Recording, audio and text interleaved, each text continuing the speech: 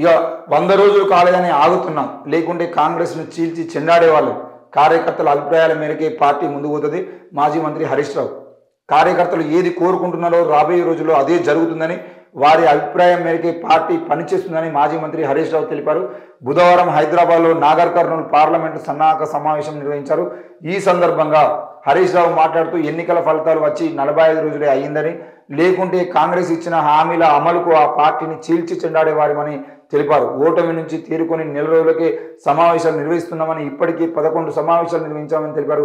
ప్రజాస్వామ్యంలో ప్రభుత్వాలు మారడానికి బలమైన కారణాలు ఉండనక్కర్లేదని, సోషల్ మీడియా దుష్ప్రచారాల కారణంలో అందుకు ప్రజలకు పనికొచ్చే అంశాలు కూడా ఉండనక్కర్లేదని చెప్పేసి ఆయన కోరడం జరిగింది. మొత్తానికి సోషల్ మీడియా వేదికగా చేసిన దుష్ప్రచారం వల్ల మేము ఓడిపోయినాం, ప్రభుత్వాలు ఎప్పటికీ అవే ఉండాల్సిన అవసరం లేదు, ప్రభుత్వాలు మారుతూ ఉంటే మీరు భయపడాల్సిన అవసరం లేదు, అన్ని పార్టీలు ఓడిపోయేది ఉంటే పోయి ఎక్కడెక్కడ వాళ్ళ పనులు వాళ్ళు చేసుకుంటారంటే మనం మాత్రం నెల రోజులు గడవకముందే ఈరోజు సన్నాహక సమావేశాలు పెడితే మళ్ళీ మీటింగ్లు ఏర్పాటు చేసుకుంటున్నాం, మనం చాలా గొప్ప వాళ్ళని చెప్పేసి ఆయన డబ్బా కొట్టుకోవడం కాకుండా ఆయన ఏమంటారు అంటే, కార్యకర్తలు ఏది కోరుకుంటున్నారో రాబోయే రోజుల్లో అదే జరుగుతుందని చెప్పేసి మాట్లాడుతున్నారు. మరి కార్యకర్తలు ఏం కోరుకుంటున్నారు అనే విషయాన్ని 10 ఏళ్ల పాలనకు సంబంధించిన ఈ సమయంలో ఏనాడన్నా కేసీఆర్ కానీ, కేటీఆర్ కానీ, హరీష్ రావు కానీ వీళ్ళు ప్రజలతో మాట్లాడడము, కార్యకర్తలతో మాట్లాడము, అందులో ఉన్న నాయకులతో, కనీసం ముఖ్యమంత్రి కేసీఆర్ గారు ఏనాడైనా మంత్రులతో సమీక్ష నిర్వహించిందంటే అది కూడా లేదు.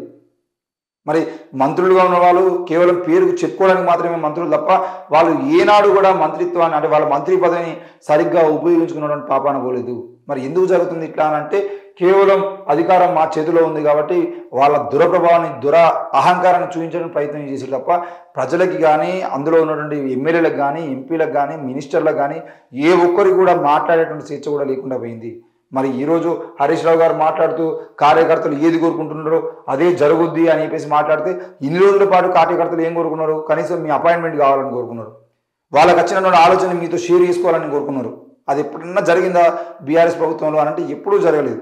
మరి ఈరోజు కాంగ్రెస్ పార్టీ వచ్చి ప్రజాపాలన అని చెప్పేసి ఈరోజు ప్రగతి భవన్ పేరు మార్చి ప్రగతి భవన్లో ప్రజలతో మాట్లాడడానికి ప్రయత్నం చేస్తున్నారు. కానీ మరి మీరు ఉన్నప్పుడు ప్రగతి భవన్కి ఎవరన్నా వచ్చిర్రా?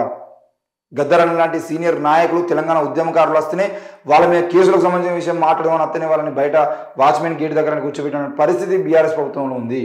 మరి ఎమ్మెల్యేలు, ఎంపీలు, మినిస్టర్లు సైతం ప్రగతి భవన్ రావాలంటే అపాయింట్మెంట్ ఇచ్చిన పరిస్థితి లేదు. ఇక్కడ ఉన్న సీనియర్ నాయకులకి, సీనియర్ ఉద్యమకారులు కూడా ఏనాడు ప్రగతి భవన్లో కనీసం మాట్లాడడానికి పాపాన పోలేదు. మరి అట్లాంటి క్రమంలో ఈరోజు మళ్ళా మీరు లోక్సభ ఎన్నికల్లో గెలవడం కోసం చేస్తున్న ప్రయత్నంలో భాగంగా ప్రజలే మా దేవుళ్ళు, కార్యకర్తలు ఏం కోరుకుంటే గదే జరుగుతాయని చెప్పేసి మాట్లాడడం అనేది హాస్యాస్పదంగా ఉంది. మరి ఏది ఏమైనా ఇప్పటికైనా అర్థం చేసుకుని తప్పకుండా రానున్న రోజుల్లో అయినా అట్లా జరగకుండా చూసుకోవాల్సిన అవసరం అయితే బీఆర్ఎస్ పార్టీ మీద ఉంది. ఈరోజు బీఆర్ఎస్ పార్టీ ఓడిపోవడానికి, ప్రజా వ్యతిరేకత రావడానికి, ప్రజా వ్యతిరేకత పెరగడానికి ప్రధాన కారణం కూడా వాళ్ళ అంటే మొత్తం ఎవరికి వాళ్ళే అన్నట్టుగా వాళ్ళు చేసుకుంటూ ముందుకు పోవడము, లేదనంటే నిరుద్యోగుల విషయంలో అయినా, ఉద్యోగాల విషయంలో, ఏ విషయంలో చూసినా కేసీఆర్ ఏం చెప్తే గదే అనే విధంగా వాళ్ళు బిహేవ్ చేసారు. కాబట్టి ఈరోజు ఆ పెద్ద దూరం గద్దెదించడానికి ప్రయత్నం చేశారు. మరి అది సర్దుకొని ముందుకు పోతే బాగుంటుంది.